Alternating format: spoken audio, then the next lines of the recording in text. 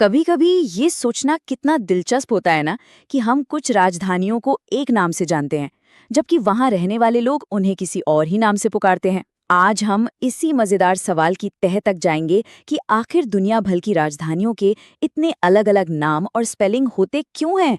ये एक ऐसी पहेली है जो हमारे सामने अक्सर आती है। हम कहते हैं मॉस्को, लेकिन रूस के लोग कहते हैं मोस्कवा। हम कहते हैं बीजिंग, पर वहां की भाषा में ये बेजिंग है। तो असली सवाल ये उठता है कि जब स्थानीय लोग एक नाम इस्तेमाल करते हैं तो हम दूसरा क्यों करते हैं, और ये तय कौन करता है।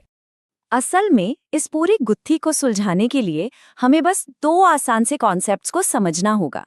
यही दो शब्द इस पूरी कहानी की चाबी हैं। पहला शब्द है एक्सोनिम। अब ये क्या है? सीधी सी भाषा में कहें तो ये किसी भी जगह का बाहरी या विदेशी नाम है। मतलब वो नाम जो उस जगह के बाहर के लोग इस्तेमाल करते हैं। जैसे जब भारत में कोई जर्मनी की राजधानी को बर्लिन कहता है तो वो एक एक्सोनिम का इस्तेमाल कर रहा होता है। और दूसरा शब्द है इसका ठीक उल्टा, एंडोनिम।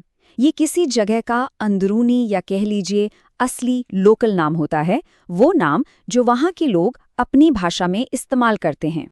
चलिए इसे कुछ आसान उदाहरणों से समझते हैं। अंग्रेजी बोलने वाले इटली की राजधानी को रोम कहते हैं, है ना?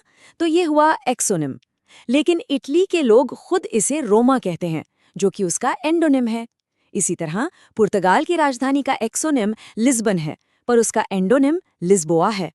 ठीक है, ये तो समझ आता है, लेकिन मामला तब और भी दिलचस्प हो जाता है जब दो देश एक ही लिखने का तरीका, जैसे लैटिन अल्फाबेट, इस्तेमाल करते हैं। फिर भी स्पेलिंग में अंतर क्यों आ जाता है? चलिए देखते हैं। यहाँ कुछ बहुत अच्छे उदाहरण हैं। देखिए, अंग्रेजी में हम कहते हैं वॉर्सो, लेकिन पोलिश भाषा में इसे वार्शावा लिखा और बोला जाता है। ऐसा इसलिए होता है क्योंकि पोलिश भाषा में कुछ ऐसी ध्वनियां हैं, कुछ ऐसी आवाजें हैं जो अंग्रेजी में हैं ही नहीं। बिल्कुल वैसे ही प्राग चेक भाषा में प्राहा बन जाता है और वियना जर्मन में वीन हो जाता है। इससे पता चलता है कि सिर्फ भाषा के उच्चारण की वजह से भी एक ही लिपि में नाम कैसे बदल जाते हैं। और अब आते हैं सबसे बड़े और सबसे जरूरी सवाल पर। तब क्या होता है जब सिर्फ भाषा ही नहीं बल्कि लिखने का पूरा तरीका यानी लिपि ही एकदम अलग हो? तब नामों में इतना बड़ा अंतर क्यों आ जाता है? जी हाँ, राजधानियों के नामों में भारी फर्क का सबसे बड़ा कारण यही है, अलग अलग लिपियां। और यहीं से ये मामला असल में बहुत मजेदार हो जाता है। ये टेबल इस बात को एकदम साफ कर देती है। रूस में सिरिलिक लिपि इस्तेमाल होती है जो लैटिन से बिल्कुल अलग है। इसीलिए वहां के मॉस्कवा को अंग्रेजी बोलने वालों के लिए मॉस्को बना दिया गया।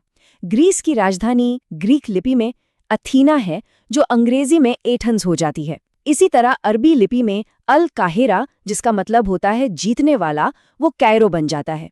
और बात करें अपनी राजधानी की, तो देवनागरी लिपि में नई दिल्ली का अंग्रेजी रूप न्यू दिल्ली है। तो एक लिपि के अक्षरों को दूसरी लिपि के अक्षरों में बदलने का ये जो पूरा प्रोसेस है ना, इसे कहते हैं लिप्यांतरण या अंग्रेजी में ट्रांसलिटरेशन। और ये कोई पक्का साइंस नहीं है, ये एक कला की तरह है। इसमें लोग एक भाषा की आवाज़ों को दूसरी भाषा के अक्षरों से लिखने का बस सबसे करीबी अंदाज़ा लगाते हैं। और यही वजह है कि कभी-कभी एक ही नाम की कई अलग-अलग स्पेलिंग देखने को मिल जाती हैं। तो ठीक है, अब हम ये तो समझ गए कि ये नाम बदलते कैसे हैं, लेकिन सवाल ये है कि इससे फ़र्क क्या पड़ता है? एक नाम की जगह दूसरे नाम का इस्तेमाल करना इतना ज़रूरी क्यों हो सकता है? असल में ये बात सिर्फ भाषा तक सीमित नहीं है, ये उससे कहीं ज़्यादा गहरी है। किसी जगह को उसके बाहरी नाम यानी एक्सोनिम से पुकारना या उसके असली स्थानीय नाम यानी एंडोनिम से पुकारना, ये अक्सर इतिहास, राष्ट्रीय पहचान और दूसरी संस्कृति के सम्मान से जुड़ा एक बहुत बड़ा बयान होता है।